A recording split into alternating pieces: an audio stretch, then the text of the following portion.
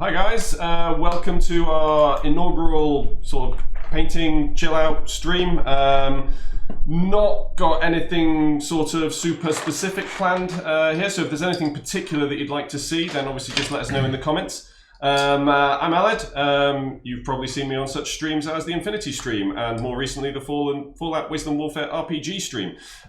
This is John. He is our resident studio painter, if such a thing exists. Absolutely not true. He's a lot better than I am. Yeah. And I'm going to pay for that. This is Gavin on the end here. Hi. Right, so what's everybody painting today? What have you got, Gavin? After you, mate. So I've got two of our new Elder Scrolls miniatures. I have a Draugr. I can't see if you can see that. That's fine. Stick them on the cap and you're good. Yeah. We have a Draugr boss. It's the Draugr Overlord. Draugr Overlord. That one. Overlord, Yeah, that one. And we have Deathlord's not right. Sorry. the Dragonborn herself. Lady Dragonborn. Lady Dragonborn. So that's what I'll be painting today.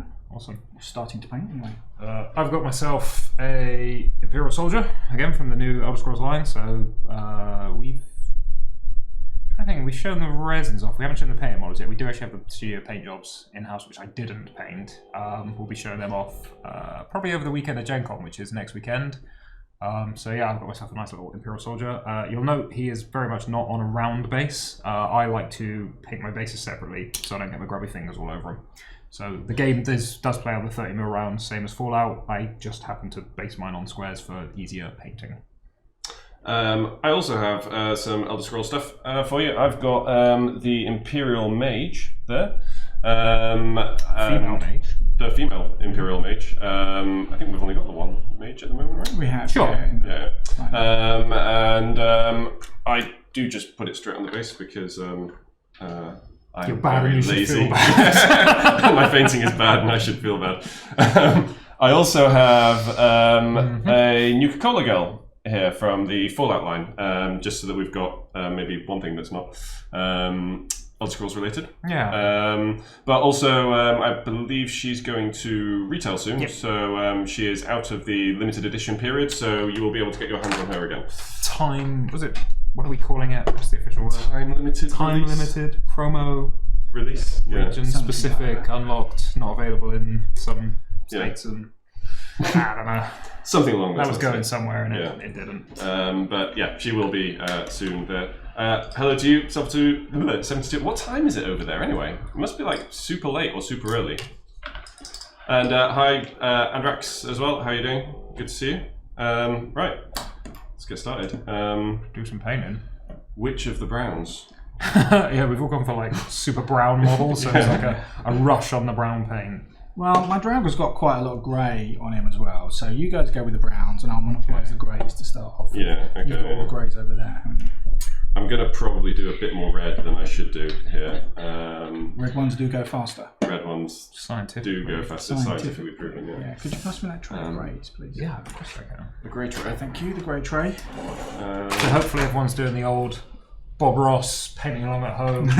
Yeah. Happy little wargaming trees. But yeah, can you put photos up? Probably not in stream chat. Yeah, no, I imagine being able to put photos in stream chat would be an incredibly bad idea. It's not one of those streams. Alright, fine. I say as you're painting along at home, put them up on the stream, but scratch that idea because it turns out we do not have the technology or the desire to see that sort of thing. So, awesome, guys. Like Canada as well. Cool. And Sweden? 12. Oh, wow, so it is late then.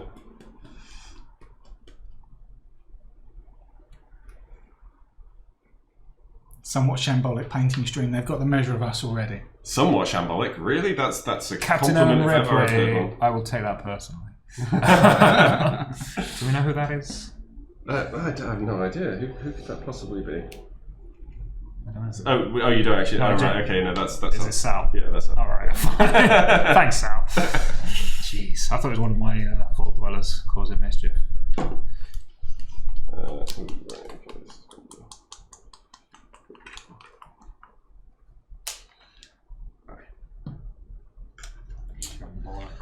Okay.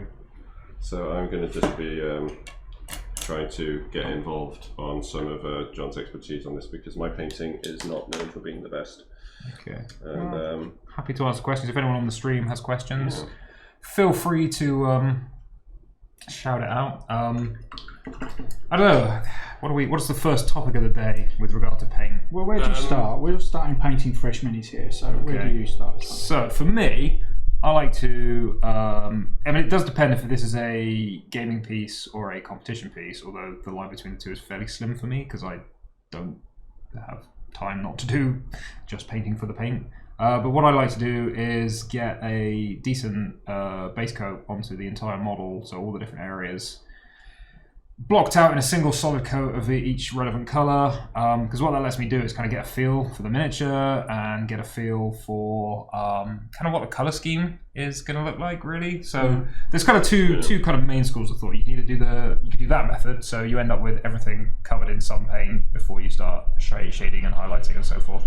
Or you can do the kind of more for if I was doing a competition where you fully render and finish an area, from start to finish. So I might do all the flesh finishing, do all the shading, all the highlighting, paint his eyes, paint beard, whatever, and then move on to the next area. Yeah. And then, the good thing about that is it means you can really, you can actually feel like you've achieved something at the end of a painting session, because there's nothing worse than getting to the end of the painting session and being like, I have literally just painted the brown bits for the last 4 hours on my 20 models, and I feel like I've achieved nothing. So at least with that, I finished his face and it looks really good.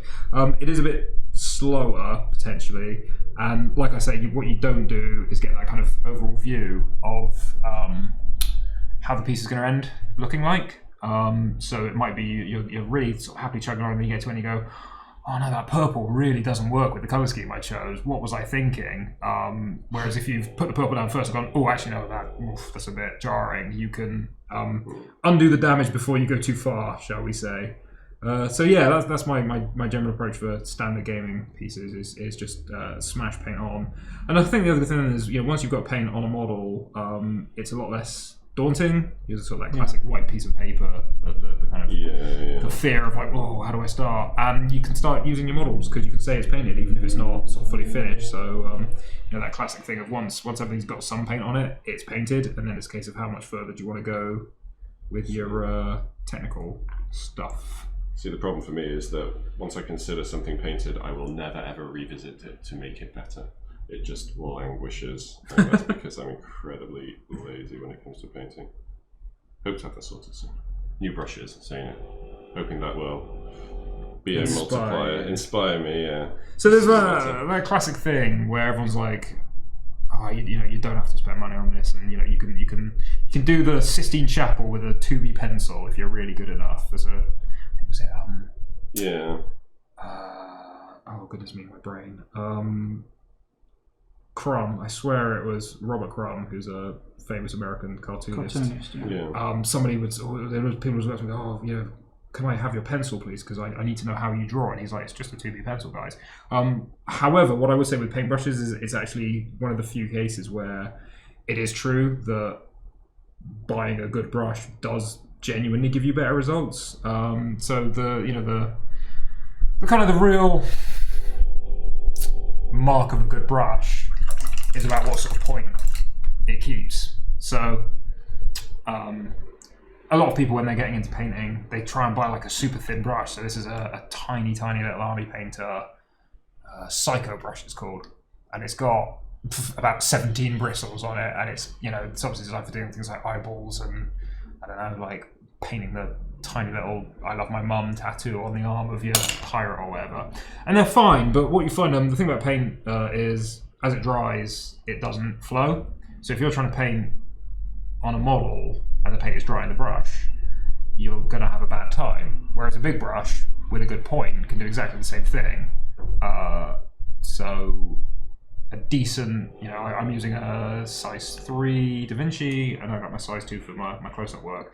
And a size 2, if you compare the, I don't think you guys can see this because you're miles away, but like if you compare the kind of the two. Use the. Oh, we have a close-up camera for this, yeah. So if you have a look at the kind of the difference in points there and bristles, not knocking the army painter brush at all. I mean, we use army paint here. We've got a good relationship with the guys, but I can do just as much with this brush as I can with that, and if anything, it's actually a little bit easier because the ferrule on this is so small. Sorry, the body of the bristles is so small that the paint will dry before I've transferred it to the model. Whereas with that, it's going to hold a lot more paint and a lot more water, and it's the point that's going to do the hard work.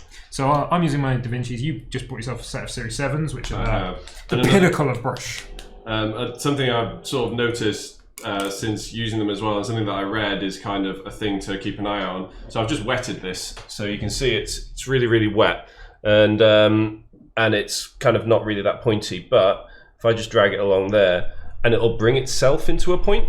Sorry, there you go, disappeared. It'll bring itself into a point rather than actually requiring you to lick it, and then it's sort of having to constantly keep it into the point. It will just do that by itself naturally. It's interesting when you go to shows, when you go to war game shows or model shows or whatever, and you see retailers who have got brushes lined up. You will often see a little pot of water there and a sign saying, "Please don't lick the brushes." Yeah, that's it. Yeah. Also, though, it is a terribly bad habit of mine of just putting my brush in my mouth at this point. So that's just years and years and years of painting with terrible brushes. I think the other thing though with working on my base coats out method, these brushes, Da Vinci's, the Series 7, they're sort of between 10 and 20 quid a brush. I do a lot of my first pass painting with a £1 synthetic brush. So it's the case of you want a brush that's big enough to get the job done really quickly, because the longer you are painting your base coats, the less time you're doing the kind of the classy bits. And a really big brush will get the job done faster. So the bigger the brush, the biggest brush you can use for any particular area, the better, because it just means you'll get through it that much faster, at the base coating stage. And actually, I find a synthetic. So the difference is kind of obvious, but just in case you didn't know, an acrylic brush is made of plastic, and a synthetic brush. This is unfortunately the tail hair of a sable, which is basically like a Russian squirrel. So yeah, many squirrels died to bring us our. And as a vegetarian, there's the one thing that hurts my vegetarian credentials. I'm sure they're having a wonderful holiday in Russia, and they just gently shave the tails at the end. So synthetic brush. I don't think that's what happens. I don't think it's what happens either. But that's what I tell myself to reconcile myself to the fact that I don't eat meat and I don't like killing stuff, but the squirrels make the best brushes. The squirrels make the best brushes. It's really awkward. See, when you say that, all I can imagine is the squirrels is a little squirrel workshop with their fiddling. Yeah, let's go with that. That's either that. That's You just exactly get a squirrel. Well, maybe they struggle. Though. They struggle. They really fight with it. And you get the hairs full out. It's not good. I mean, that's the thing. Have you seen how fine some of these brushes are? I mean, you need tiny little squirrel hands, right? To make them. But what I'm getting at is that a synthetic brush is a really good tool for the right job, and I think, like I said, the base coating stage, it's totally fine not to knacker your £20 brushes.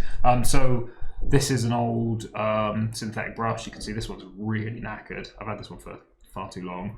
But what I use it for is watering down my paint. So transferring paint onto the palette and watering it down. Because if I'm doing, this, scrubbing my brush, whoa, it's in there somewhere. Where are we? I've lost my, no. Yeah, this is awkward. There we go. So you can see if I'm doing all this with my sable, it's going to knacker the brush really quickly, and I don't want to be buying a new 20 quid brush every few days. Like a good sable should last for a couple of years if you look after it well. So that's where a synthetic brush is also useful. So yeah, use the right tool for the right job. Have a good mix of brushes. A good size 2 and a good size 3 are where I do the bulk of my work. In fact, pretty much all my work these days. But then I'll have a sort of size 2 synthetic for smashing out my base coats. You talked a little bit there about brush care, and I've said to you before that it came as a surprise to me. But then when you think about it, it's completely obvious that when you've got natural hair brushes, you need to take care of them. Just the same as people wash their hairs. Yep.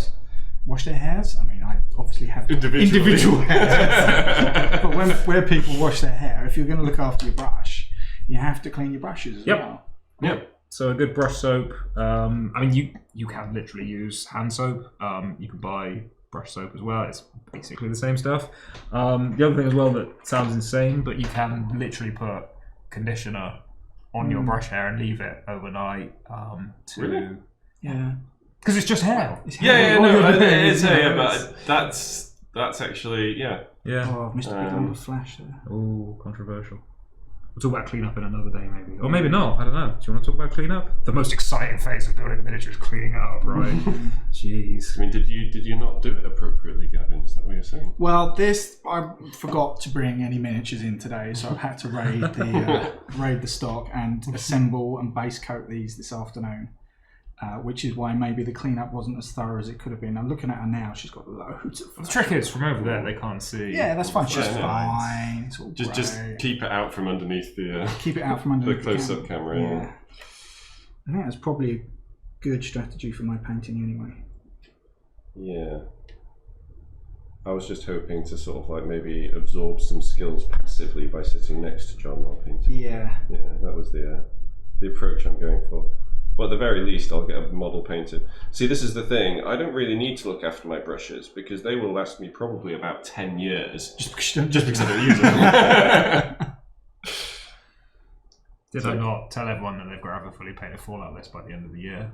Yeah, I know. I keep telling you, all my stuff is still in storage. See, I'm in the middle of moving house. It's taken forever. So, yeah, all my stuff is in storage. But it's a great excuse because it means, that's why I could sort of say to my wife, no, all the stuff's in storage. I can't get to my brushes. I absolutely have to buy a brand new set of Series 7 brushes. So that's why I picked Brotherhood of Steel. Yeah. Spray of silver, ink wash and dry brush and bosh. Yeah. Bit of green, The bit of end. red, sorted. I think that's a really quite an interesting sort of subject, though. Is how long should you take to paint a miniature?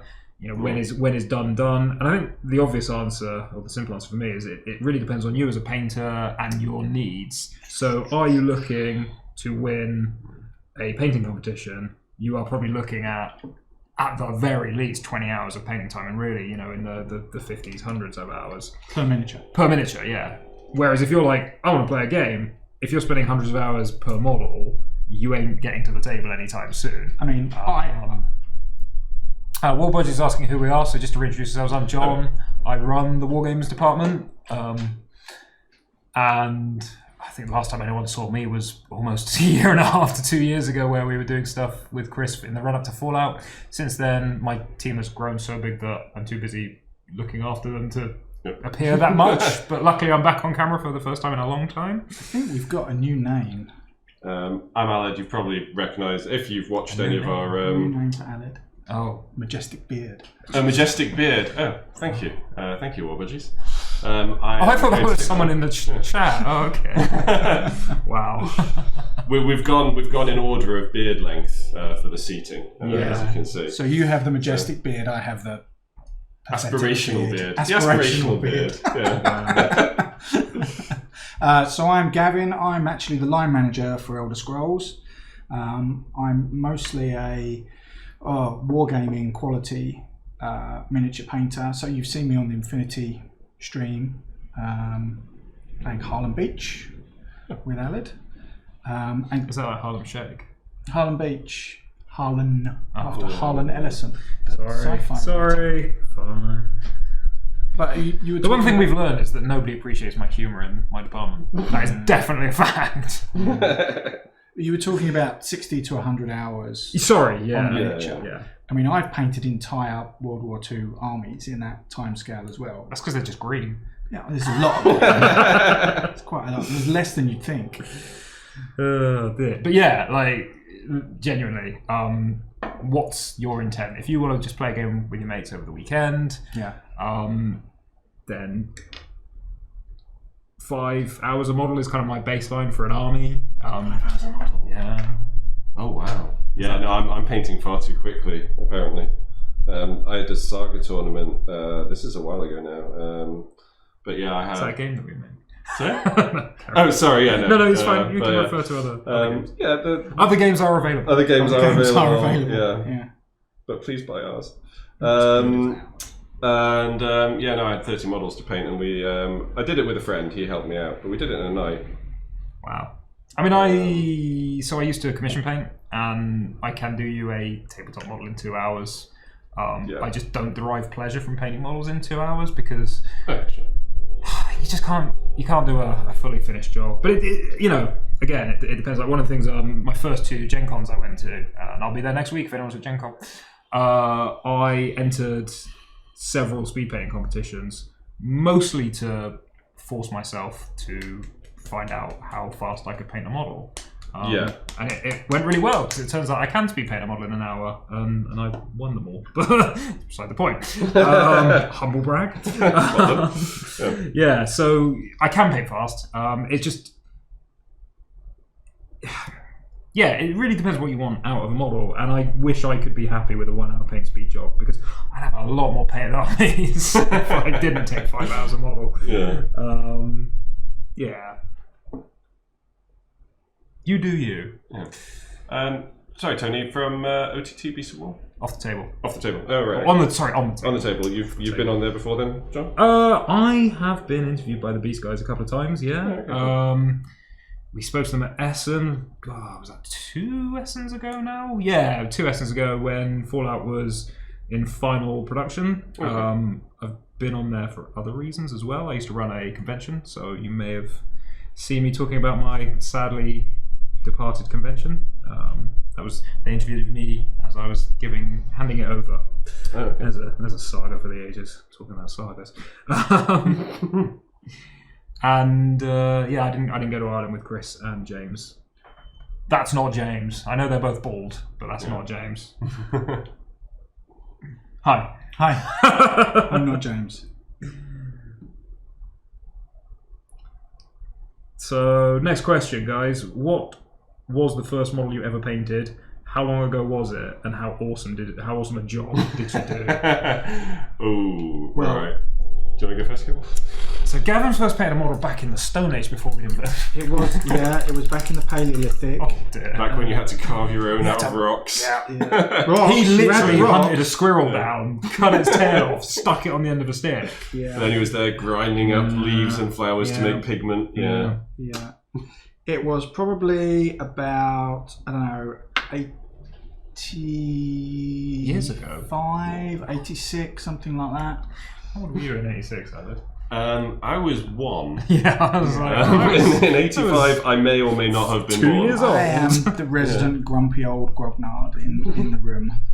It was probably about 85, 86, and it would have been one of the old Citadel, as it was before Games Workshop Acquired them.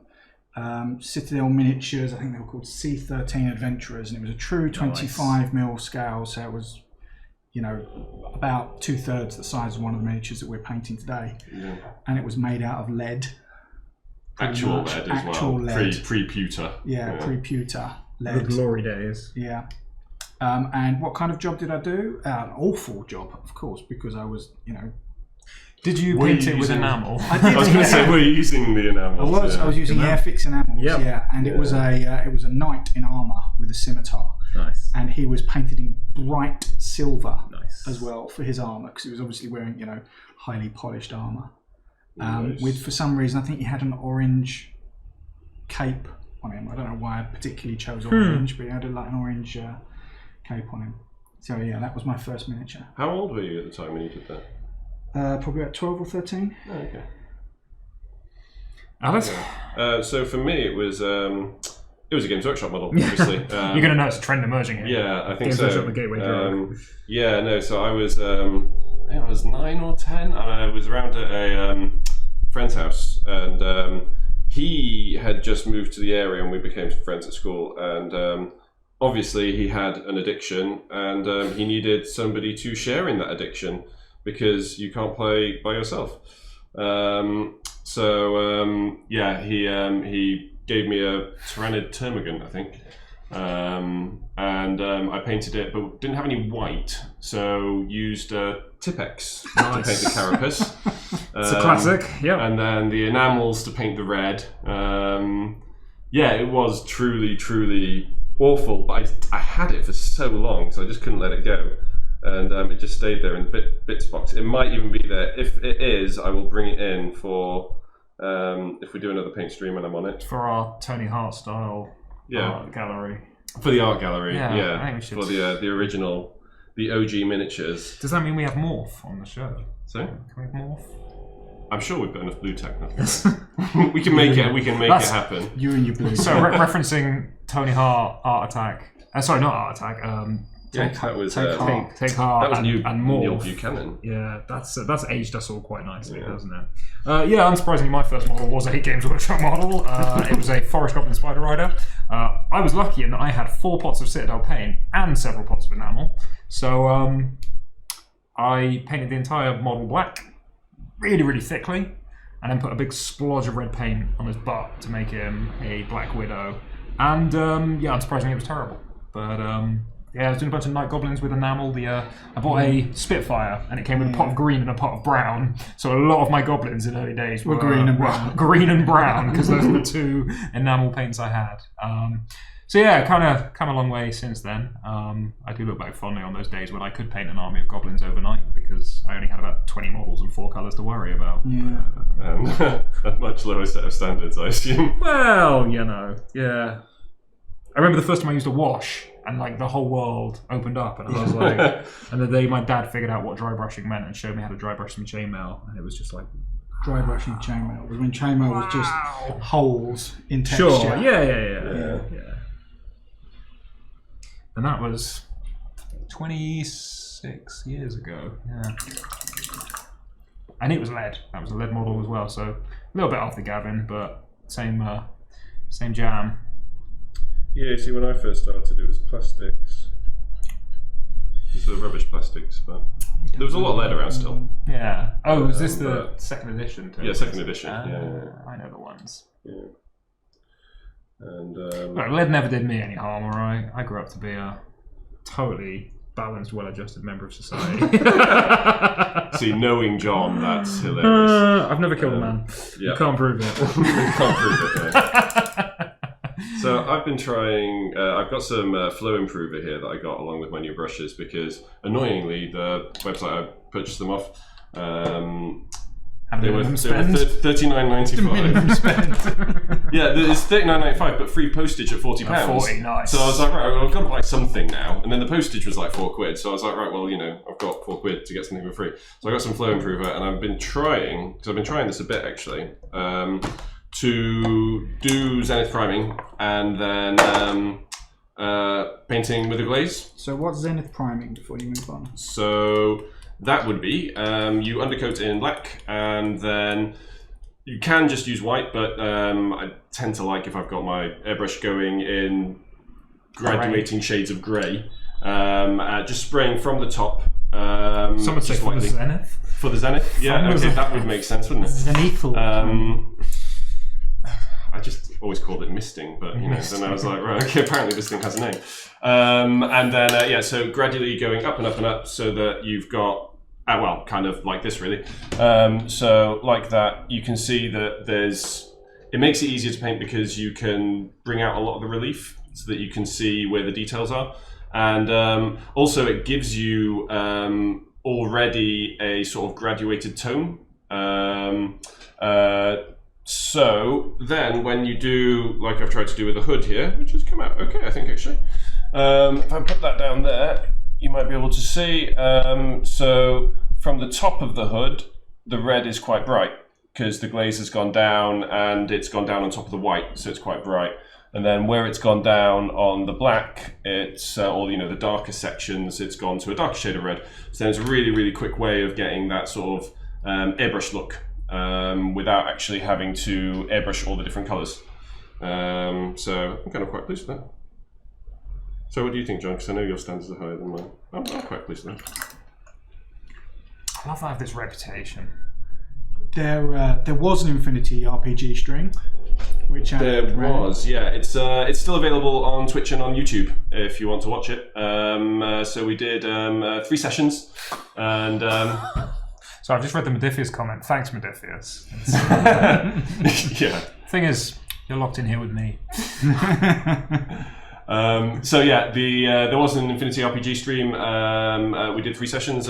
Gavin was in it. I ran it, and it was a lot of fun. I strongly recommend you go take a look on Twitch or YouTube, whichever is your preference. And yeah, you can find it there.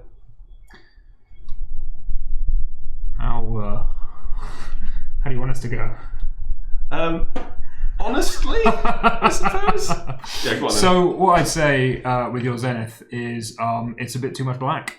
So there's a lot of black and not a lot of the white. So yeah, it needs more white. It definitely needs a bit more white because at the moment you're kind of losing that effect of the gradation because it's more like a speckle of white. So what you really want is you want like a really strong white here, so that you get that nice punchy red, and then it fades into the black. Because at the moment it's more like it's applied texture than done the zenithal thing. Yeah. Okay. So yeah, I did have to do it with the spray can outside. Sure, which doesn't help. Yeah, that's never a great way. So because to get that way you're wanting to make the zenith work for you, you do need that kind of black white stepping. The other option you can do is you can spray it black and you can actually just paint, like essentially you almost paint the entire model in just in Greyscale first, and then wash it.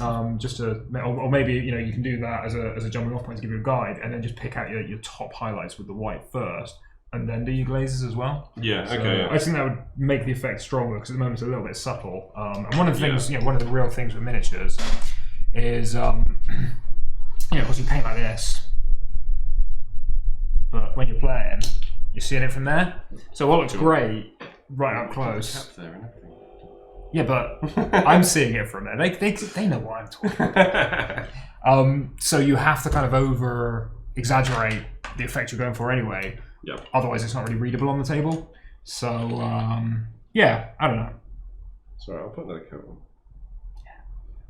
But as ever, there are no wrong answers. Having said that, I'm quite pleased with how this flow improver is working. I'm quite impressed with that. So definitely to be tried again. Is it safe to eat though? As a brush? What does it taste like?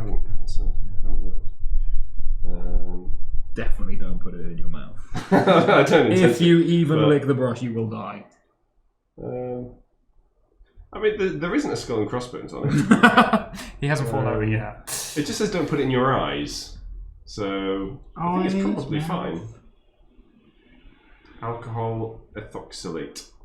I mean, that sounds totally legitimate. Yeah. It's got science words in it, so probably. All it says is precautions, keep away from eyes. It doesn't say do not drink. That's fine. I mean, I'm sure it's fine then. Yeah. If Alan's not on the stream next week, we'll know why. I'm sorry to inform you. Sorry to inform you that alcohol. What was it? Alcohol trioxylate. Ethoxylate. Ethoxylate is not a consumable product. Yeah, totally not poison, bro. That's what it says on it.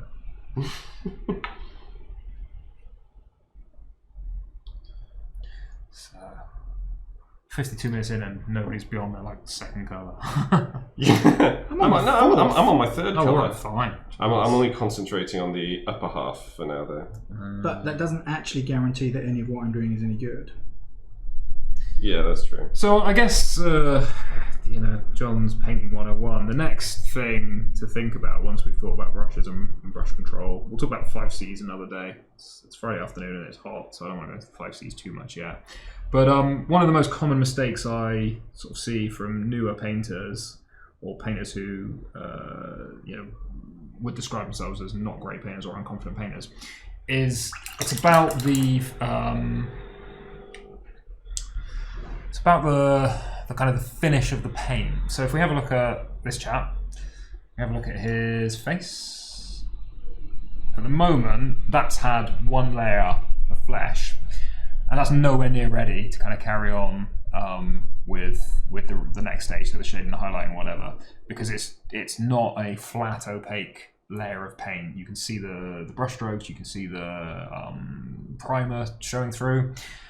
And I see a lot of people when they're first getting into paint, they're not filling their paint down, they're just taking it straight from the pot, and they're kind of smashing it on and getting that sort of finish where it's streaky and like I say, you want a flat opaque cover. And then they move on, and then they get frustrated because they're not getting the result. You look in a magazine, you see these beautiful models, and you think, well, that's not what I'm getting. What's going on? And it really is about that thing of until you've done that, the boring, time-consuming, lengthy process of getting those smooth coats of paint, you're really going to struggle. It's either that or they just slap it on too thickly as well. Sure, and to try and get that cover, because that's it as well. Yeah, if you're using a brown or a yellow and it's not covering brilliantly, because different paints have different pigments and they cover differently. Yeah, you might be tempted to kind of, you know, overwork an area and just keep putting more and more paint on it, and it gets thicker and thicker, and it blobs up, and it dries crusty, and it tears because paint is a plastic, and so as it dries, it forms like a skin, and if you then work that skin before it's fully dried, it will rip it, like it genuinely tears the paint, and then you get like a Here's what my talented assistant Yeah. will now show you what that looks like. So yeah, it's a case of, you know, I've worked that area of flesh, I've got a nice layer of paint on it, I'll let that dry, I'll go in, I'll do it again and again and again until I'm happy. And there is no sort of magic number of layers. Like some paints, like dark colours, sort of blues and browns, they tend to have a very strong pigment, and they can do it in kind of 2 or 3 layers of paint. Reds and yellows and oranges and flesh tones and some of the browns, they don't, because their pigment is so thin. You know, depending on where the pigments come from, which you know, which particular mineral or salt or rock it's been dragged out of. You're going to make for? I don't know, just that's well, hey, War Budgie has now put the funding to your medical bills for poisoning yourself. That's great. Thanks, Thank you, War Budgie. It's good. So yeah, like you might find with one color you're kind of working it and you get a really good coverage. The trick is use those colors more because they'll speed up your painting.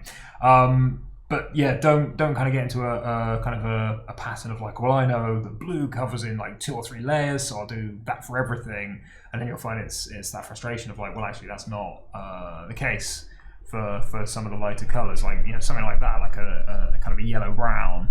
You might find that really struggles to cover, especially if you go over a black primer. So maybe we'll talk about primers in a minute as well. So yeah, it's a case of it sounds so weird, but it's a case of learning the paint. And you know, the other great thing is different paint ranges have different properties. So I use about 7 different paint ranges at home, including Army Painter. And you might find, like, you know, oh, my red from such and such paint line compared to my red from another paint line is totally different. So you really, like, it just sounds insane, but you have to learn the properties of each of your bottles of paint and sort of somehow remember them and think, oh yeah, you know, next time I'm painting this red and I use this color, that's how it's going to behave. And that literally becomes almost like a muscle memory, I suppose. The more you paint, the more kind of you'll remember that, and the more you'll be used to the paint, and you'll get better results. And there's a classic thing of, it takes 10,000 hours to master 10,000 any. hours, So you know, we've got 10,000 hours just sitting around on our hands. So why not use those 10,000 hours to paint? I wish there was a shortcut to painting miniatures better. You know, check out the internet. There's plenty of guides online, but it really is just a case of practicing and, you know, finding the tools and the techniques that work for you. So, like a really good example of that is there's a set of paint out there, a company, and they make this paint called Scale 75, and it's incredible. Like I've seen, you know, professional painters do phenomenal things with it, and it has, you know, it's a very matte finish, and you can thin it down for days, and it airbrushes really well. And I look at what these people do with it, and I'm like, it's amazing. So I went out and bought the range, and I started painting with it, and I just can't get it to work for me. And it's, you know, it's the same paint. It's just my style of painting and my techniques don't seem to gel with the properties of that specific type of paint. One day I'm hoping I'll figure it out, but every time I sit down and use it, I just don't get the results I want. Whereas other people, like I say, you know, I've seen people win competitions with stuff painted with it. So it really is a case of finding the techniques and tools that work for you.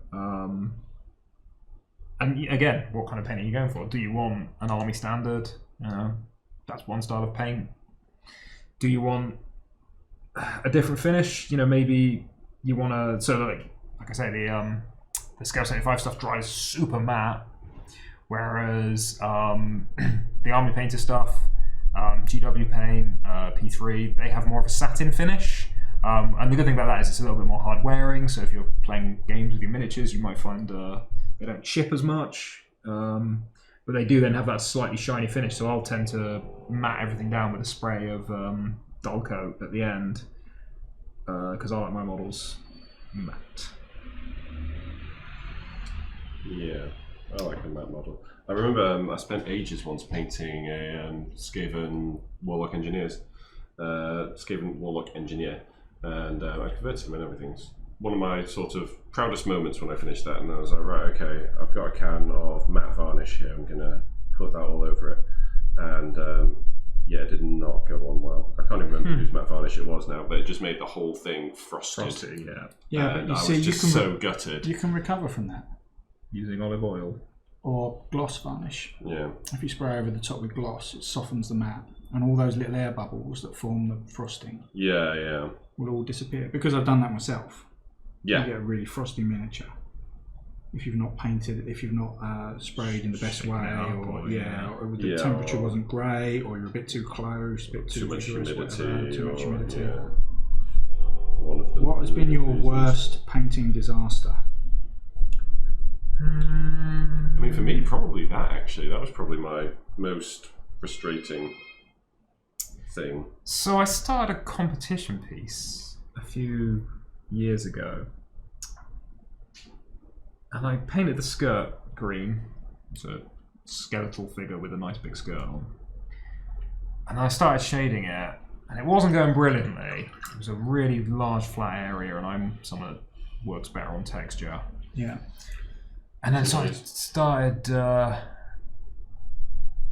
glazing it down, and it just went badly, shall we say. Yeah. And so to this day, I've just got this primed model. I painted his base. His base is like pretty cool, and his skirt is green, and I hate it so much I never got beyond the skirt. And he's just sat there for literally years now, and just he's like silently judging me for never finishing. And I'm sorry, mate, your skirt just upsets me. So yeah, beyond that, like I've never done the classical, and then I picked up my primer instead of my varnish. Like I've never done that. I suppose the only other one was when I was a kid.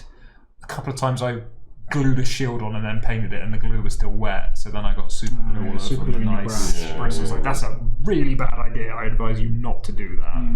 What you mean? I shouldn't use my brand new Series 7s to paint super glue. Yeah. I mean, it depends how often you like buying Series 7s. That's true. Sure, it was it very depends on satisfying. your disposable income. I work. Yeah. Some people just want to watch the world burn. It. Some people do. Yeah. And I just like to take beautiful things and ruin them. Just to see the look on your face. Just to watch me cry. Yeah. Hey, if you want to burn your wages, that's your problem, not mine. Yeah, no, I'm going to look after these ones. Definitely.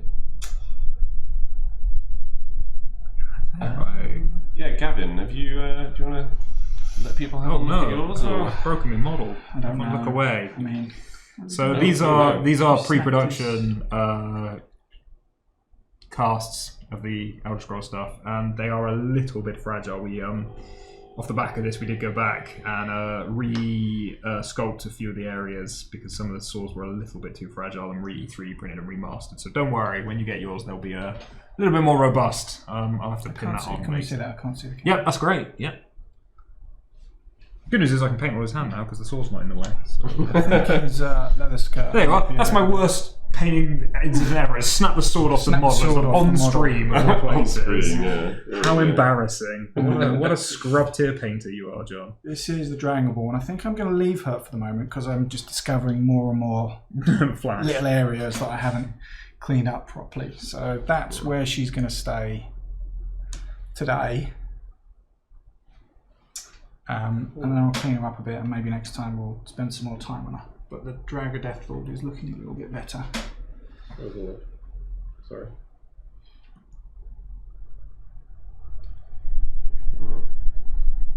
Yeah, so my worst painting disaster was actually using my airbrush and some masks. Oh yeah. And I had... What, like, because you couldn't see the model? Because you had No, like painting masks on the model. Yeah, funny. Took a while, but you know. Oh man, I'm just lost on these people. I swear. I had undercoated the models, and then I started spraying them, and it was a really hot day, and I was spraying too close, and I did all the things you shouldn't do when you're spraying models. Then took them inside and started putting all these little vinyl masks over them to do the camouflage pattern I was looking for, and I needed to readjust one of them. And as I peeled it off, it lifted all the paint off underneath because it hadn't adhered properly. Yeah. That wasn't the problem. I could have recovered from that. You then super glued it back on? No. I then thought, I need to strip them all off. So I took off all the vinyl masks and I dropped them in a tub of nail varnish remover. Nice. Resin vehicles. and then you came back to Germany. Yeah. And it was a mistake because I knew you shouldn't do it, but I clearly wasn't thinking properly. And I came back the next day and they were all warped and twisted and split, and the paint had seeped into the model. And So you had tank soup. Yeah, another good one was many moons ago, before I painted my first miniature. I used to build the odd, NFX and other model kits. And I built a car that my dad had given me, and of course it had a set of waterslide decals in it. Didn't have a clue what a waterslide decal was, so I just cut them all out with a pair of scissors, got the poly cement, glued it on the back, and slapped them on the car. so that went well. LEG has asked a question. I was not. My dad was just like, "Why didn't you ask me?" And I was like, "Herpaderp," because I'm an idiot. Thanks, Dad. What's your best painted model, Mr. Gavin, sir? I don't know. The next one you paint. Boom. Yeah, I doubt that very much. Oh, okay. I don't know. I mean, I painted a couple of models recently from the Reaper Bones line. Oh, yeah? Yeah, which I'd never painted before. And I'd heard a few horror stories about them because the material they're made from is a weird kind of PVC that is hydrophobic. So you can't use certain primers on them, and you can't water your paints down with water because it all beads up and that kind of thing. And when I came to paint them, I actually really enjoyed painting them. They were a nice material, and they actually took the paints really well. And there's Did you prime them first, or you went straight in? I primed them with my airbrush. Excellent. So I didn't use rattle can on them because it's the butane in the rattle can that works with them. So I primed them with my airbrush. You apparently don't need to, but I treat that with suspicion. Yeah, every time someone says you don't need to, I mean, Gareth Hamilton's Skaven Army, you didn't prime any of that, it looked amazing, but there's one for the old guard. I am not Gareth Hamilton, so yeah, I've got a couple of those. I've got a sort of a rangery type woman with a couple of swords, and I've got a nice Valkyrie who's standing there on a bit of rock with a sword raised up, and she's got some nice details on her that I've managed to pick out. But I'm a tabletop painter, so what I'm proud of would be like your first pass at it, I think. See, I disagree. Like, this is the thing. Like, I have this reputation. I mean, I have many reputations, let's face it. But amongst the reputations I have, some of which are probably legitimate. Like, people are sometimes accusing me of paint snobbery, and I think the thing people don't realise is I'm happy if people are painting. I don't care. Like, you paint for you. Because at the end of the day, the only person that has any right to judge your ability to paint is you. Everyone else can do one, as far as I'm concerned. So if you're happy and you've painted the model in the way that you want it to be, and you've got some result, maybe you could have done better, maybe you're going to learn something along the way. It doesn't matter. You've painted that model and you've made the choices for you. Then that's the best you can kind of ask for. Could you go away and ask people's opinions? Sure. Could they give you advice? Absolutely. That's how we learn.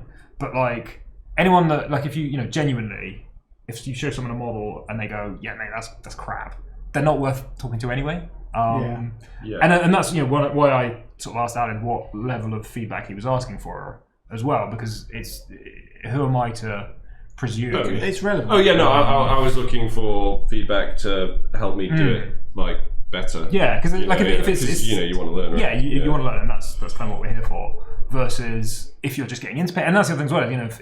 If you just paid your first miniature and you present it to me and I just trash it, then I'm a monster, because you're going to just be like, well, I never want to paint again, because it's entirely possible that might be your first and last miniature you ever exactly paint. And you genuinely, I've been doing this hobby for 26 years now, not quite as long as Gavin, but still up there. And more than anything, painting is what I love, and I love talking to people about painting, and I love sitting and painting with people, and I love painting. I mean, if it was a fact it's literally breaking my body and I'm seeking medical help now, I would paint every day. So if that's a passion of mine, and that's why I love this hobby. Like playing games, I play games, fine, whatever. But that's not the bit that matters to me. What matters to me is the creative side of it and the painting side. So if I break someone's dreams by they come to me for advice, or they just genuinely want to show me their stuff, and I just pee on it from a great height, I just think that's so disrespectful. Now, if you come to me and say, John, I want to learn, can you give me critical feedback? I'm happy to do that, but it's always about constructive criticism. So it's not just this is bad because you're an idiot. It's, have you thought about doing this, or maybe this hasn't quite worked out for you, and I do the same. I don't think I'm not the greatest painter. I'm in a weird place with my painting. like I've spoken to people in the past. Like I plateaued a few years ago, and we'll sort of loop back into the what's your best model as part of that in a minute. And I've been in that kind of place for quite a few years now. Of like, so I'm all right. Like I've sort of described myself as going from like a kind of a tabletop painter to a journeyman competition painter. So like you hit the apex of like what most people consider to be tabletop, and all these terms are so relative as well, because one person's tabletop is another person's competition anyway. There is no such thing as this model is this level of painting is just painted ultimately. So I got as high up as that as I can, and then I started doing competition, and again we'll talk about it in a minute.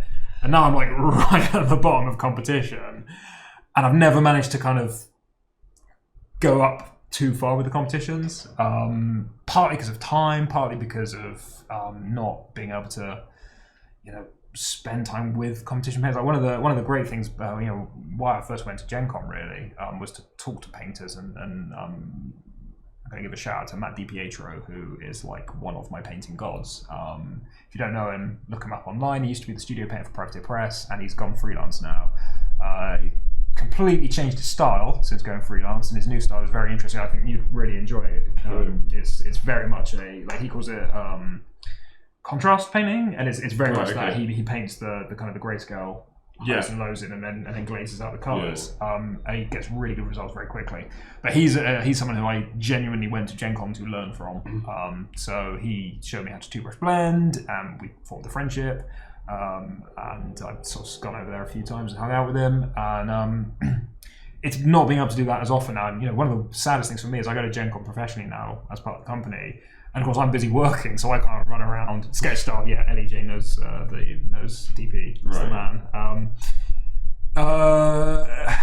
So I don't get to spend the time, and it's so painful being at all these shows now, being like, this is going to be my third professional Gen Con, my fifth Gen Con this year, and the third one I've gone to as a vendor.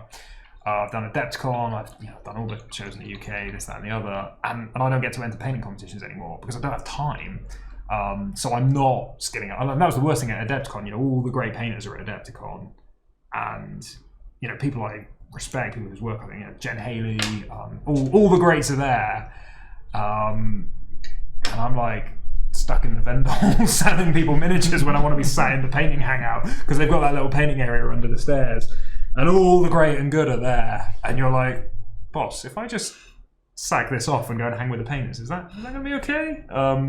So that's really tricky for me. But in terms of my best model, I think what I'd probably refer back to is I did a competition piece for a Privateer Press competition, and what I love about Privateer's competitions is they don't do a straight gold, silver, bronze.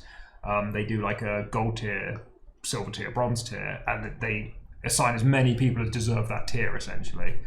So the first Gen Con I went to, I entered, I got a bronze, and it just blew me away, because it was the first competition, like serious competition I'd ever entered. So I took a bronze, and I was like, holy cow, what a day. Came back the next year, and picked up another 3 bronzes, but then I picked up a silver as well. And I was like, oh my god, this is like, wow, like I've gone up a tier. And then I went back to Lock and Load the year after and picked up 2 more silvers. And I was chatting with Matt. He was like, it was maybe a gold, but these things let you down. And that was really disheartening because I got silver, not gold. And I mean, silver's still amazing, like, don't get me wrong. But not getting that gold, not that it knocked my confidence, but it was like, I felt like I put so much into that model. And I looking back on it now and looking at what deserves gold and stuff, like, I don't think it was a gold tier miniature at all. But I've hit that point now where I'm like, I'm not sure how to get to gold. I kind of know what I've got to do, but I don't know how to do it, if that makes sense. Mm-hmm. So, and I'm seeing a lot of paintings coming up and just surpassing anything I can do. Like, when I win the lottery tomorrow, which is going to be impressive because I don't enter the lottery, I will retire from life and just dedicate myself to painting, because that's my utopian vision of A, fix my broken body to allow me to paint for more than about an hour at a time without crippling pain, and B, it's the kind of, I guess it's kind of the Japanese vision of like, you learn an art form. Yeah. Like, I call it the path of the elder because I'm an old school GW guy, but like it's that idea of like, I just want to become like the person who paints, and you just paint and paint and paint and paint until you can paint no better. That just seems like a really good way of living your life. I don't know. it's just a thing that I would love to do. But until I can commit those 10,000 hours to painting, I don't know that I'm going to get much better, which is really upsetting, especially because my girlfriend started painting now, and she's already in the last year and a half where I was after about 15 to 16 years of painting, and you're just like, I feel like in a few years' time, you're going to surpass me, and we're going to be going to painting competitions, and you're going to be winning, and I'm not going to be placing, and happy days, but also that's sad. So yeah, that was kind of really good, though. I'd still look at that piece as my best piece. I did enter Golden Demon. I've only entered one Golden Demon, and I made first cut, so didn't place, but I did make first cut. And again, that was a really good day because I was like, okay, that's cool to see, because I guess my style is kind of a weird hybrid of like the PP two-brush blending style and the GW edge highlighting style. Like I've got a weird, because my first painting guide was the red heavy metal painting guide from like 1974. Mike McVeigh, who actually went on to establish the painting style at Privateer. Like again, you want a god tier painter. Mike McVeigh back in the day was like the man defining painting. You should look all these people up if you don't know who these people are. Like jump online, jump on Cool Mini, jump on Paint and Putty, and just look at what people are doing. And it's fun also, like tracking the kind of the arc of the development of the art. So I look at like Golden Demon 1980 and think, yeah, I could probably had a crack back in 1980, and then you look at it now and you're like, these people are incredible. But it's painting has moved in kind of epochs or ages of paint, and the painting back in 1980 was of its time fantastic. It's just we were still developing acrylic paint, and people hadn't maybe tried certain things or certain, like it's quite interesting that kind of that tail end of like the Blanche era of like acrylic paint, enamel paint and oil painting, and all that kind of went out of fashion for a while. Yeah. And now it's all kind of looping back round again, and obviously Blanchitsu is like totally a thing, and it's phenomenal. And anyone that says John Blanche is bad is a terrible human being. That's a joke directed at one of my line managers. It's not just throwing tea bags at miniatures, it's actually a genuine art form. In jokes, they're the worst, right? Like so much of that has kind of looped round again and come back round. And you're now seeing people putting texture and using oil painting and using techniques from the scale modelling world. And well, I was just about to say, there's a lot of stuff. I do some scale modelling as well, and there's a lot of stuff like Jimenez. Oh, Mig, yeah, what a hero.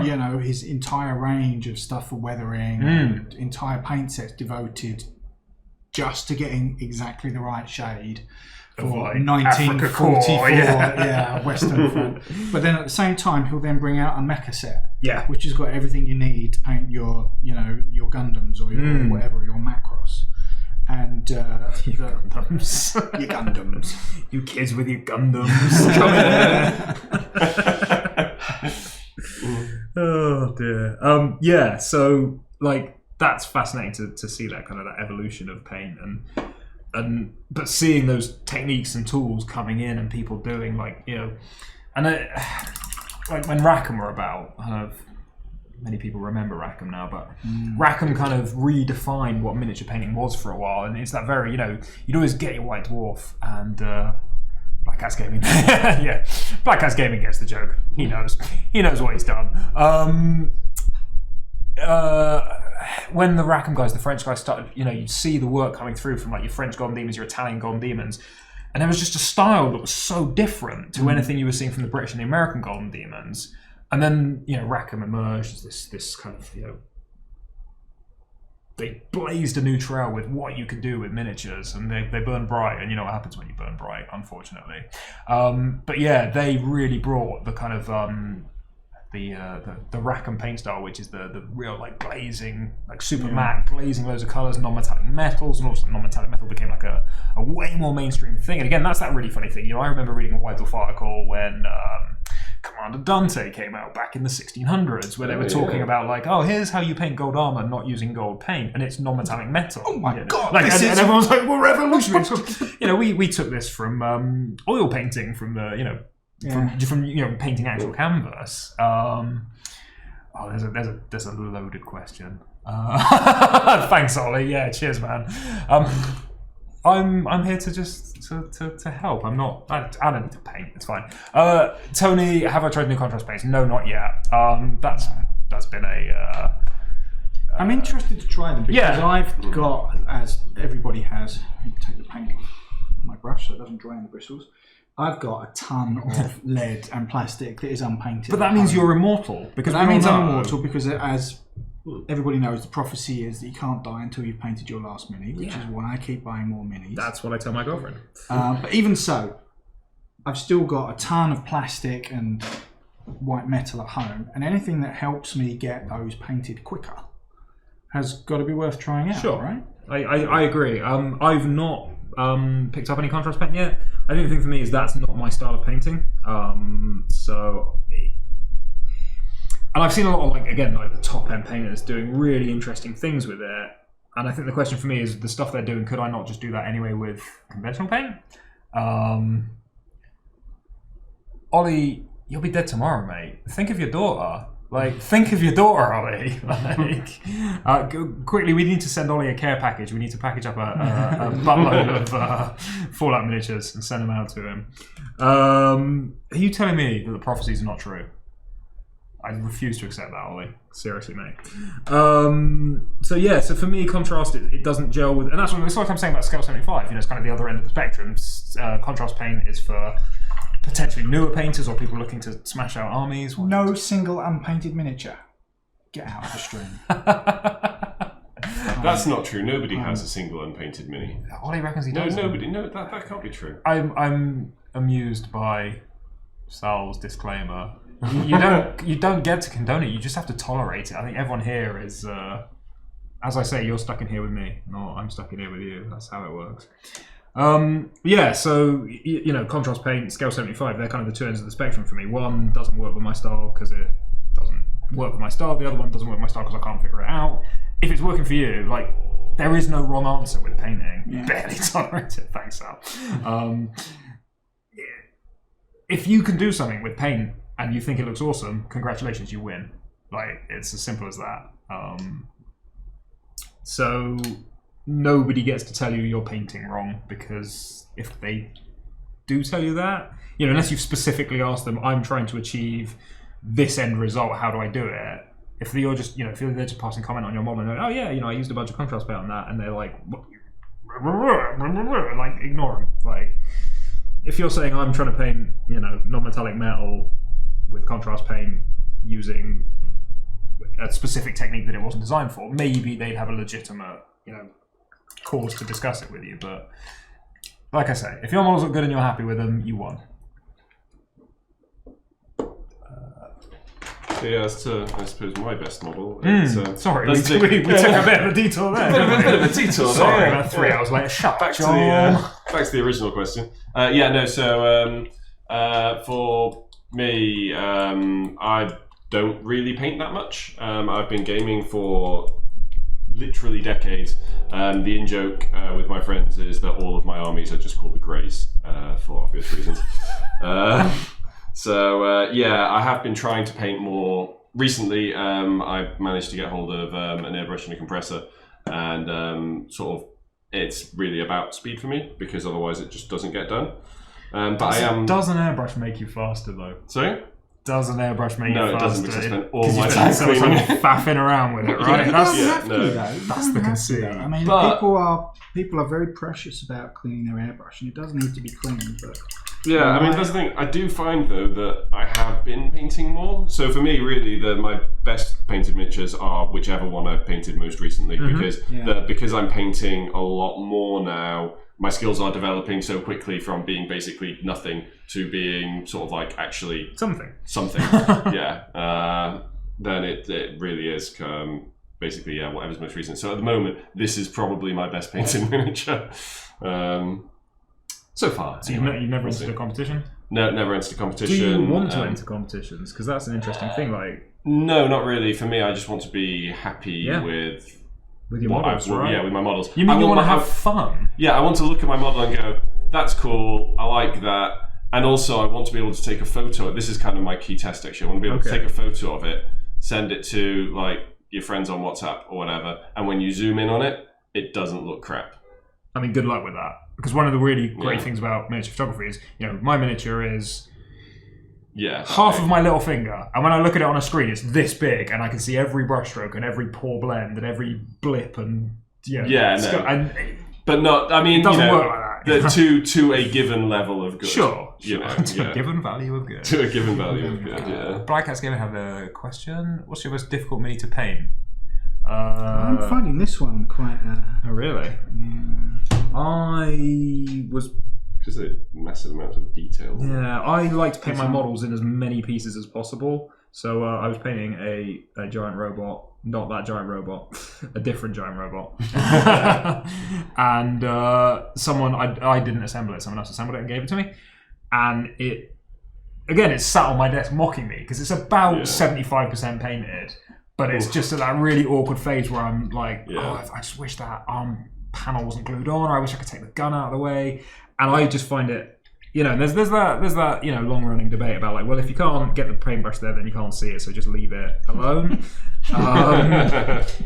True to a given value of true, shall we say? Yeah. I prefer to paint every bit of the model, like even the backs of shields and stuff, even if you're not going to see them. I always find that tricky if a model's been fully assembled, or if it's a model that comes in few parts and there's just that piece that the arm's right across the face, and you're like, well, thanks, mate. That's really made my life difficult. I had a Games Workshop Death Jester back in the early Dark 80s, Ages. which was Made of lead. And he was all hunched over as well, and he was like a jester, but he was like a Chaos Jester type thing, so he was wearing a Harlequin outfit. He wasn't a Chaos Jester, so the antithesis of chaos. Whatever. I don't know. Gavin doesn't do 40k. I don't do 40k.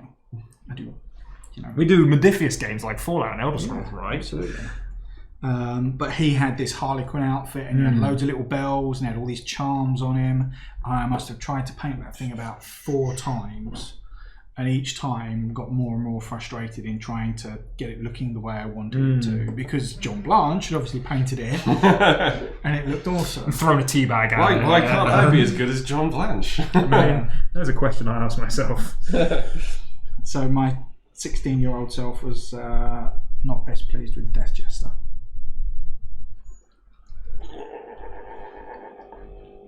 I have won a painting competition though. Have you? Yeah, only a little. It was for sci-fi stuff. It was a little Ground Zero Games Krusty Walker. One from District 9. Yep. Yes. Jens has just left us. Jens hates me because I'm not going to wrestle. Tell me about your District 9 robot, sir. 15mm Ground Zero Games. A fantastic scale. Yeah. Scale of kings, let's face God's it. one true scale. God's one true scale. I mean, I'm a 6mm guy myself, but yeah. It just I'll do 6mm as well. We need some agitators. So? We need some agitators. You need one of those little vibrating triangle things. Yeah, we were talking about earlier that we're not allowed to talk about on stream. Yeah. All I'm getting is medium out of this. Yeah, it was for Dropship Horizon, who do all 15mm sci-fi stuff, and they had a painting competition a little while ago. And I submitted that, and I came second with him, and I came first with some scratch-built hab domes that I made. Nice. Well played.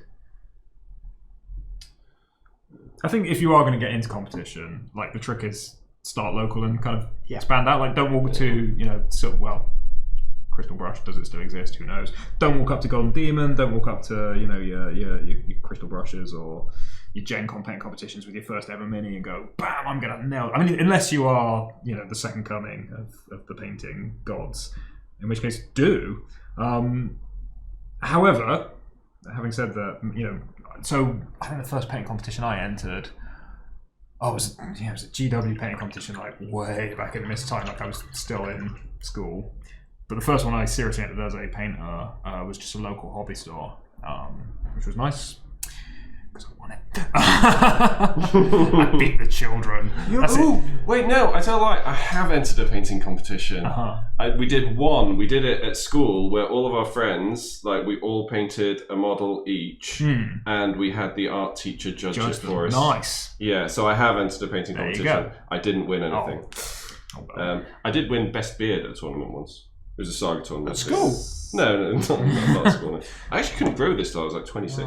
I got a prize for having a beard at school. It was awkward. You got a prize for having a beard at school? Yeah, I was an early bearder, I'm afraid. The Webb family is very bearded. The women, in particular, renowned for their luxurious flowing beards. Anyway. But... There'll be comments. I'm sure there will. It's only Ollie. He's terrible anyway. So sort of find the good tier to start with. Is it a local GW competition? Is it a local hobby store? Is it just a local club? Then you maybe move on to the tournament scene. So again, I was on the tournament scene for the best part of a decade. I only went for painting competitions. I didn't really like playing the game as much, and I wasn't particularly good at playing the game, so I used to go along for painting competitions. What do you guys do? I'm looking for a black or like a really dark grey. I don't know. I think Sam took the black paint home for his miniatures, and he never brought it back. So I don't think we got a pot of black paint anymore. Dark grey, I do. Good news is you can mix your own black by using complementary colours. So if you mix green and red together, see if you can mix your own black. That was the test when I was at school in art. It's a challenge. If you can mix your own black, they took the white and the black paint out of our... red they took the white and the black out of our palettes of watercolour, and then we were taught to mix our own using the colours available to us. And that's, bizarrely, we laugh. That's a really good way of shading models, is by using complementary colours. And again, I don't want to get into the 5 C's of painting too much for our first stream. That's some higher theory. But if you are painting red and you mix a green in, you might get a really nice natural kind of brown grey that actually looks really nice on your shading, versus the kind of the traditional thing of like, I've got light blue, medium blue, and dark blue. And like colour triads are really helpful because they speed stuff up. But again, if this is, are you an army painter or are you a competition painter? If you're a competition painter, you tend to mix a lot of your highlights and shades, and you might start mixing complementaries versus that. So yeah, like using a kind of a muted green to shade your reds. You mix it into the red, so you still got the red in there, but you use the green to dull it down and step away from the eye. It's something that I find I do quite a lot. That is actually mixing my own stuff, especially any paint that comes in a dropper bottle is really easy for that, just because obviously you can remember your mixes. But do you get the same amount of paint every time you squeeze your dropper bottle? Probably I not, think that's a conceit. I've never been convinced by that. I do. I mean, first thing, I kind of got used to it in college for mixing inks for printing, and you do get to sort of like get a bit of an eye for it, I guess. But I think you can get reasonably close. Like, so that if you're painting 2 different models, I mean, not for painting the same patch on the same model, because obviously that's going to show, but putting 2 side by side and it's close enough, then, I don't think it's... Yeah. More questions?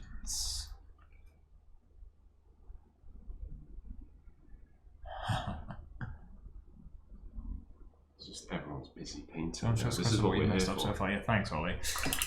Oh, Ollie, you're lucky. I'm not going to do that. So you can see I messed up because I broke the sword off the model earlier because I'm pretty skillful like that. So you can see I'm starting to get some solid layers on the model. The red's starting to come together. The skin probably needs another pass. Yeah, if I can get, we're going to paint till 5 today, 4:30. Yeah, 4:30. 4:30. I think. If I can get everything coated by 4:30, that'll be miracle, but maybe not. We'll see.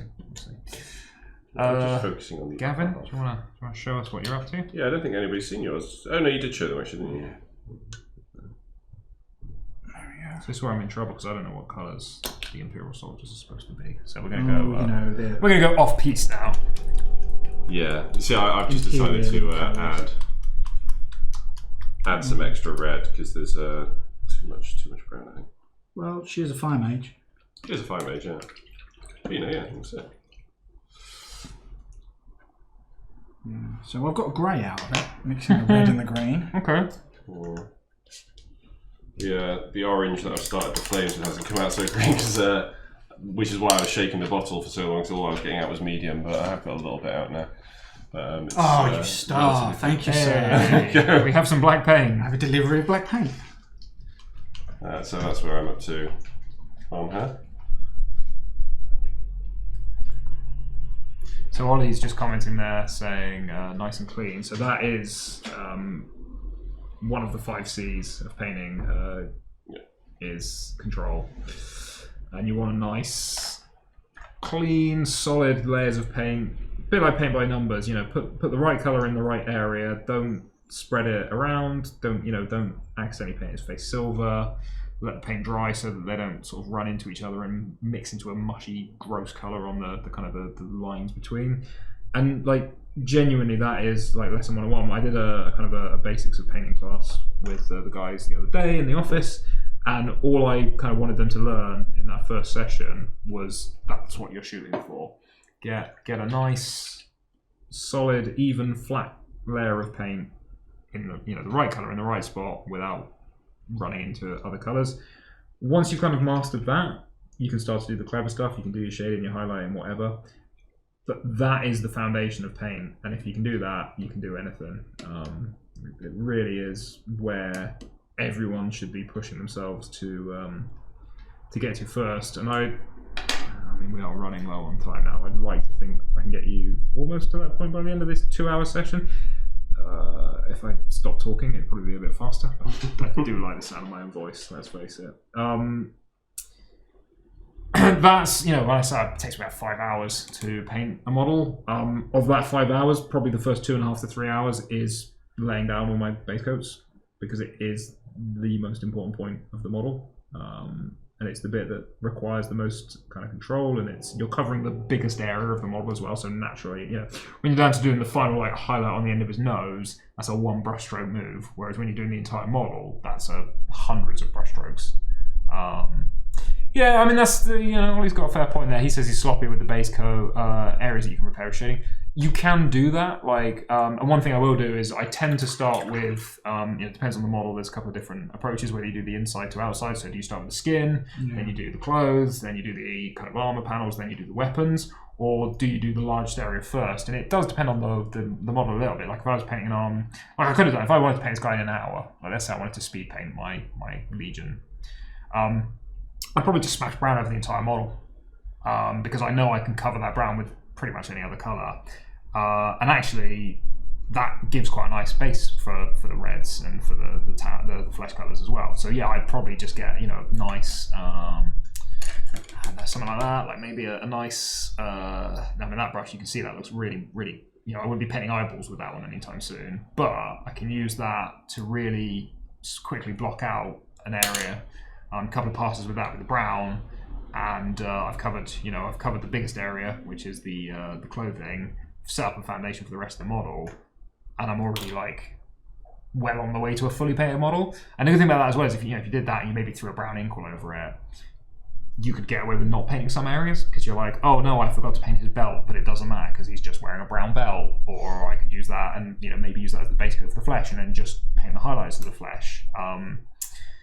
So there's always ways you can save yourself time and save yourself effort if that's the look you're going for and you're trying to get something done quickly. And that's also where if you are trying to do a lot of figures, trying to do an entire Fallschirmjäger platoon in one go, a bigger pudding, you can get them all done relatively quickly by picking a base coat that's done most of the work for you already.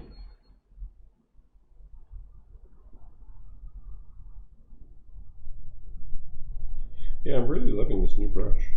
I've never actually had decent brushes before. Okay, so it turns out that actually really good brushes make things a lot easier. It's the one time it's true, right? It sounds like such a nonsense, it's just some expensive brushes, but it's like, no, genuinely, the first time you use a decent sable brush and you're like, oh wow, I can the point stays. The point stays. It doesn't fishtail. It doesn't splay out. The right? paint goes where I put on the model. I'm not painting six different areas at the same time. Yeah. I've never used a brush this large to do such small areas. When you first start painting, this belt I need the smallest brush that I can get because I've got to paint all these details. And it's just not true. It's just not true because the paint dries on your brush and you can't get it where you want it. And then you find yourself doing sort of and if Winsor and Newton want to sponsor us and send us sevens, that would be grand. And we'd quite happily tell everybody how awesome they are. I definitely think Winsor and Newton Series 7s are the greatest brushes. I tend to use those for my competition pieces,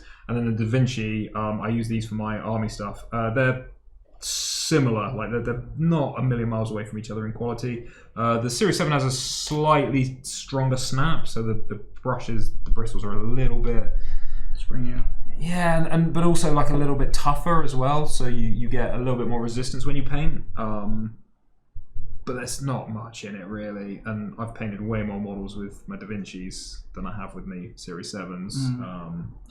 I'd give a shout out to my mate Chris at Broken Toad. His brushes were amazing, but unfortunately you can't make them anymore. So go and find the last of the Broken Toads, because they're a good compromise brush of quality versus price. But yeah, Other brushes are available. other brushes are available. Rosemary & Co. do really nice, well-priced brushes. There are some brushes out there which I would allege are Rosemary & Co.'s rebranded. I wouldn't tell you who they are. I'll leave you to figure that out on your own. But yeah, they're good, and they do really good prices. But as I said earlier in the stream, I use a £1 synthetic brush for my base coats because P3 dries really quickly. yeah, it's good paint. It's the good stuff. That's HMG pigment at the finest. If you've ever used Foundry paint or Cote d'Arms, Are they? or... Cote d'Arms are the ones that were in the original Citadel paint sets, aren't they? Yeah, I've still got some of those, I think. liquid pigment. I mean, showing my age, I still have paints from the original Citadel paint set. Yeah, well, that's what I mean. I've got some of those because I picked them up at a car boot sale from an old chap that was selling. Whereas them. Gavin bought them in a Yeah, me too. Gavin exchanged 13 shekels for a goat, and then he took the goat down to market and swapped it with a man. For 15 ducats that he used to purchase. Yeah. It's not fun to mock the aged. That's just not fair. That's a lie we're having. What'd you say? Speak up. Gavin, can you even see the model? Like, Do you know what? I don't actually have my painting glasses with me today. My eyes are so bad that I need a specific set of painting glasses, which I forgot to bring with me. So my skills are somewhat hampered by the fact that the little guy is out of focus most of the time while I'm painting him. I've seen the future as robot bodies. Sorry. The day I can upload myself into the Matrix, absolutely. I'm done. Yeah. Take me from this decaying mortal shell. I don't know about uploading to the Matrix. I'll have a synthetic body. That'll do me. And just load the newest device drivers. Gen 1, 2, 3, or 4. Hey, it's a Fallout reference. Am I right? Yeah. I'm sorry. That'd You be just need your cube installed. your cube, your stack. Well, if we're going to stick with the company reference. we should Oh, the stick cube, with the yes, cube. sorry, Yeah, the it's cube. the Infinity reference. Probably a good Infinity idea. reference, yeah. Do I get to be Joan of Arc if I do that? Sorry? Is that how that works? No, you have to be an AI, unfortunately, for that. You could be a post-human, so you could be part Joan of Arc. That sounds good. Yeah, because you could be a part of Aleph, Yeah. which would I mean, mean that's who I play in Infinity, to be fair. Oh, do you? Right. Oh, you had an Infinity Force. I don't anymore. That was who I played. Sorry, I should. Okay. I sold it off. There's too many games, man. But no, I was Team Aleph all the way. Yeah. I like my humans made of robots and AI. Yeah. I like the fact that Aleph is basically the evil overlord as well. That was kind of the conceit that amused me. Is it? Yeah. Sure. Yes. Brackets, yes. But then there's a lot of good come from Aleph. Surely, I like to think of Aleph more as sort of an Ian M. Banks sort of AI. I mean, that's the dream, right? If you could just live in the it, culture, that is absolutely the dream. Fully automated luxury space communism. For those of you who haven't read Ian M. Banks' Culture series, go and read it. It's phenomenal. It's brilliant. So it's book club now. We're no longer we're now book club. Book club, yeah. Talk about the best sci-fi you've read recently. I'm reading Rapture of the Nerds at the moment by Cory Doctorow and Charlie Stross. Yeah. Cory Doctorow and Charlie Stross, which is very good. That's about a lot of different things, but it involves uploading to the cloud and weakly godlike AIs who have dismantled the rest of the solar system and keep Earth as a Museum. a pet science project, effectively, and shenanigans Ensued. hilarity ensues. So that's quite good.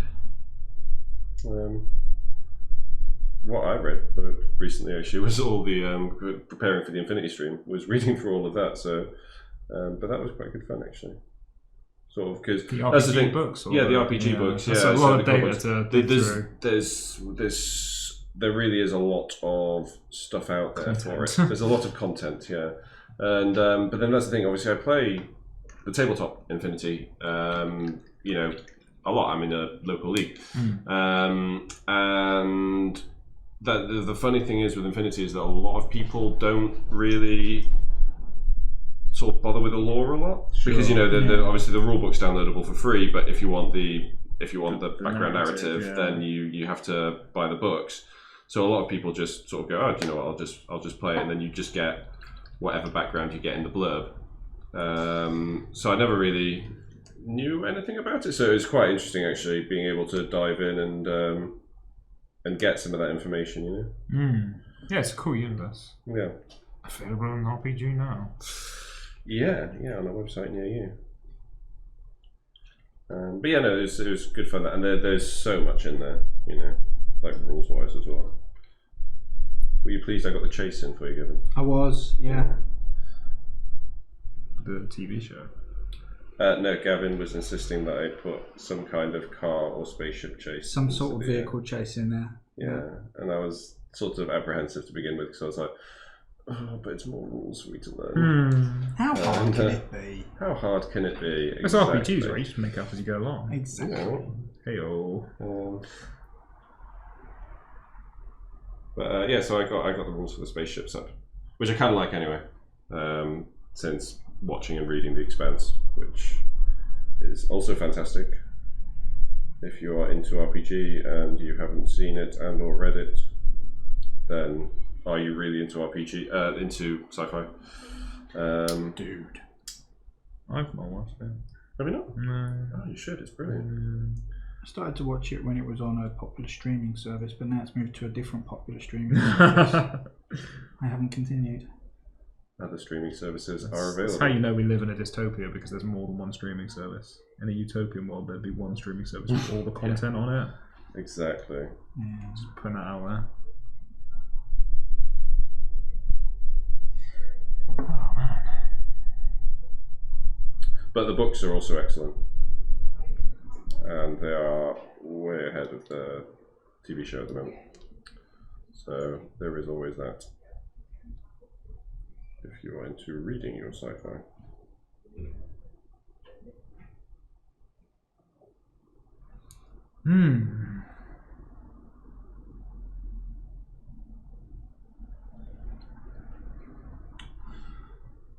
Really love these brushes. I know I keep saying it, but it's just sort of, you know, the level of detail, and not only it's not just the level of detail. I think it's just the speed at which I've managed to do it, and it's just because it's the control. It's because the paint stays wet for ages, so you can actually just keep laying it down. So I've just been painting around so that everyone can see. I'll show you the back because it's probably a bit clearer there, but yeah, just around the sort of cape sort of thing on the back, and then the belt in the red, and it's just gone down really quickly and easily, and yeah, I'm kind of quite impressed with that, really. So I'll show you the front. Yeah, it sounds ludicrous when you say it at first, but until you've tried like a good brush and gone, oh wow, no, this is really a good brush. Yeah, I'm not going back to my rubbish brush. I don't even take them out of storage now. So that's a bonus. Well, no, do, because they'll be good for, you know, mixing paint or gluing flock down, or, you know, any of the things where if you would, you know, if you're applying sand and flock to your base with your Series 7s. Oh man. Yeah, we might have to talk. At that time. I will no longer be employed here. Is that a sackable offence? I don't know. Can I make it a sackable offence? Oh dear. Certainly grounds for disciplinary. I think so. Yeah. Written warning at the very least. A formal written warning for using brushes wrong.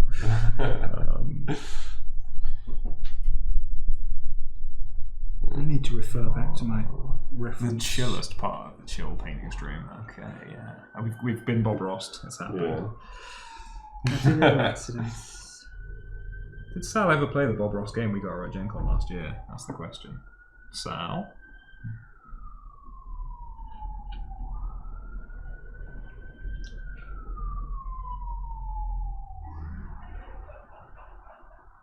Is anyone on the stream going to be at Gen Con this year? Sal says, I guess not.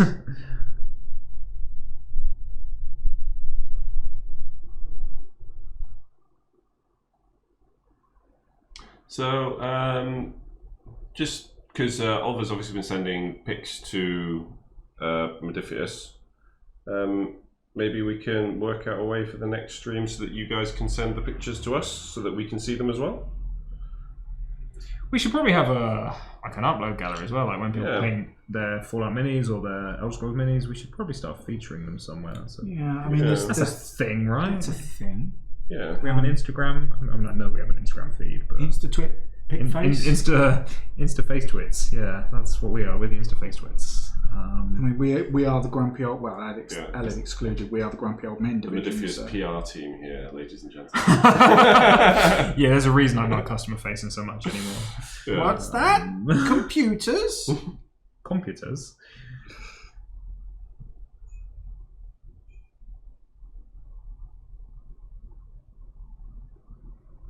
Okay, so I've now blocked out all the bits that I'm going to be doing metallic next time. That didn't go well. Yeah. So we'll put the little man back on Happy here. with the progress on this one, actually. So I managed to get most of the stuff above the knee done. So, that's pretty good for an hour and a half. My normal painting speed compared to. There'll definitely be a bit more base coating left to do. So, How am I getting green out of my brush? I haven't painted. Oh, I did do green. Oh boy. alright. Oh god, I get too old for this. So We'll swap over so you can see. is anyone doing any painting over the weekend? Well, as I'm still in between house moves, the only painting I will be doing is with a gigantic roller. Yeah. So, and until then, I live in a dust-filled nightmare hellscape, and We call it London. yes, we do. And so nothing's coming out of storage until then. But once it does, I'm going to have a full workshop room with tables, lamps, a TV, because my wife makes jewellery as well, so she can sit there and make jewellery while I sit there and do some painting. That was absolutely the deal when we bought our place as well. Yeah. It was like one of these rooms is a studio. Turns out my front room is just a studio now. It's just full of miniatures and books and a gaming table. I'll tell you one of the good purchases I made, which actually got me painting for a while, sort of a few years ago. Like IKEA, the breakfast, the breakfast in bed trays that you can get. One of those so you can just sit on the sofa and paint. And then you've Other got furniture like manufacturers are available. yes, absolutely. Actually, funnily enough, I've got a popular Swedish furniture company laptop desk. Oh right, okay, yeah, with the Which is little bolted swing. to the wall. No, this one is so the front folds down. Right, okay. So it comes down, and you've got a compartment in there that I can keep all my boxes Oh, of flock nice, and all that right, kind of yeah, stuff. yeah. I can paint on here, Yeah, and then when I'm done, I can just put it away. fold it away. You just chuck those in piles on the floor and then get yelled at. Is that just me? Yeah. I mean, I've got. Optimize your life, John. Yeah. Oh mate, if what's her name?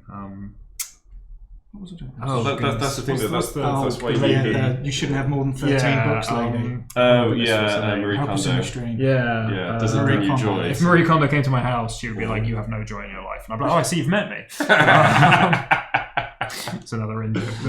Love it. My wife and I have completely different approaches. That I like my cave surrounded by all of my things. Yes. She would just like a white cube for us to live in that was completely. I mean, can I have both? Like, I'd like a white cube to live in, but then I'd also like my studio, which is bedlam, because it's a working space, right? You just need to compartmentalize. You can't have 500 pots of paint and not have a bit of mess, all right? Yeah. It's just how it goes. Cool. Because you don't need a paint range, you need all of Well, the no, paint that's right. ranges. You need to have all the paint. Just like you need all the minis. All the minis, yeah. Yeah, my friend said that to me the other day. He was like, John, you don't have to have all the miniatures in the game. And I was like, that's not compute. But then that's the thing, for some games you do, because, how do you write a competitive list in Infinity? This is without it. Access to all of the different options. All the competitive epic that I'm playing these days, second edition epic, like you wouldn't believe, but I've still got to have all the models. How's yours coming along then, Johnny? Yeah, close to finishing the base coat. So you can see we're getting ever closer, and I think that's quite interesting. Oh, for goodness sakes, come on! That's quite interesting when you look at that. That's quite bright. So that's that's probably my last tip of the day. One of the things I really learned with my painting is I was using very, very dark paint to start my colours. What that means is my models end up looking very dark. Because by the time you shade it down, and even when you highlight up, like the first color you put on tends to be the color that establishes the the color of the whole piece. So you can see there my metal's quite light. I've gone for a mid-tone brown, not a super dark brown, because then when I shade that down and bring it back up, I'll kind of get back to that kind of level. But I will tone it down. So like at the moment, the silver is really punching quite hard. But that's good. That's what I want, because I know by the time I finish sort of highlighting and shading, that will all blend in more nicely, more naturally. So I think that's the other amusing thing about the base coat stage is this does not look like a good model. I hope in a few hours' time it will look like a good model, but that's what a base coat model will start to look like. I've still, like I said, got a few more areas to kind of block out, but that's that solid base of silver, the solid brown on the shield, the solid brown on the tabard. That's the sort of finish you're going for. And until you get to that point, you don't go any further anyway. And I still need to do more layers on the skin because that flesh is not covering well. Yeah, so I think that's quite interesting. Seeing a what a model looks like there, and then there we go. Ollie's noticed something. What's the matter, Ollie? Come on, hit me with it. We mentioned the sword earlier, so don't tell me I broke the sword. We know that.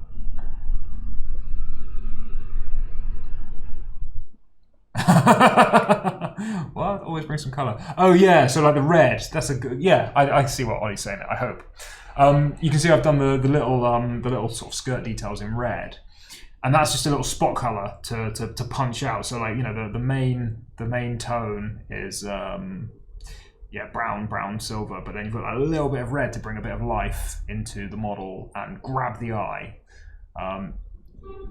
So the reason it's on a square base, as I said earlier, is I don't paint my models on the display bases. I paint them separately and then glue it together at the end. We're not doing rank and flank Elder Scrolls, don't worry, yet. I think it's a 25mm base anyway. Come on, Jace. Come on. So yeah, that little bit of red that was just peeking through down here, it'll just punch out and draw the eye into the model. Because you're always trying to grab people's attention. So like faces and bases is the traditional kind of the two main points that people look at. But if you've got a bright colour, a bright green or a bright red or a bright yellow, bright purple, that's gonna make people look. Whereas if I did the whole model in browns and then smash the old brown strong tone all over it, or what do they call it? Instant painting? Is that what they call it? Or instant talent in a bottle? That's what they call it. It'll homogenize the whole model. And so it's very good for speed, but it kind of kills the contrast of the models and makes them look a little bit dull. So you've got to be a little bit careful. But again, depending on what you're trying to do, if you're trying to paint 100 of your, what do you call them, Fullschmäger? Fullschmäger, yeah. Sorry, my German is appalling. I apologise to Ollie. Thankfully, Jens has gone. Jens likes to give me German lessons when I'm over at Essen. My German is not good. I'm sure my pronunciation is much better. It turns out it's not Naked Wolf. That's another in-joke for the Essen crowd. If you were, like you say, it's the night before a tournament, you've got to get a unit to the table. Yeah. Smash out those base colours and throw some dip all over it, or throw some strong tone all over it. Yeah. If you're trying to paint a competition, maybe take the time. Cool. Right. Thank you very much for joining us, guys. I think we're going to leave it there so we can get packed up. Just lastly, do you want to show your models? Sorry, we'll do it. I've not really done any extras since I last showed. What have you been doing? Sorry, what have you been doing? I did actually try and do a bit more thing, but then I was faffing with the skin. So it's a nice yellow. Like the flames. The contrast. No, the jerkin is a yellowy brown. Like good contrast. With the red. No, it's cool. That's why I put the hood. I think is supposed to be brown, but I thought no, I'm going to put some more red in there because there's not. She's a fire mage. Why not? Exactly. Excellent. Right. Yeah. Gavin's probably got the furthest of all. Like he's on the base now. Gavin's really doing well. Yeah. Maybe we'll do one in the future where we. Xanathal base coat. Correct. Yeah. Yeah. Maybe we'll do it in the future where we see if we can smash a model out in an hour and a half, because that's a good challenge. But for now, big skeletons. something that's not skill earned to see if you can smash it. Jeez, you guys. Hard work, you know that? I mean, just bring it pre-primed in ivory and then Yeah, absolutely. paint the metal. Yeah. So now you can do your wrap up. Now we've seen everyone's. Yes. So thank you very much, guys, for joining us. Just a final thing to say thank you to Geek and Son for the very lovely table that we hopefully haven't ruined and covered in Don't paint. think we got any paint on it. So I think we're actually done pretty well. To say that we didn't cover it in newspaper like my mother would have made me do when I was younger. So thank you very much to them for the lovely table. Thank you very much to our subscribers. You're the guys that keep us going. And thank you for the tips. I am going to keep Steve to that promise of a lolly. I'm going to go out and claim it now. So again, thanks very much for joining us. Thank you to John for all the instruction. Try. Not saying anything too inappropriate.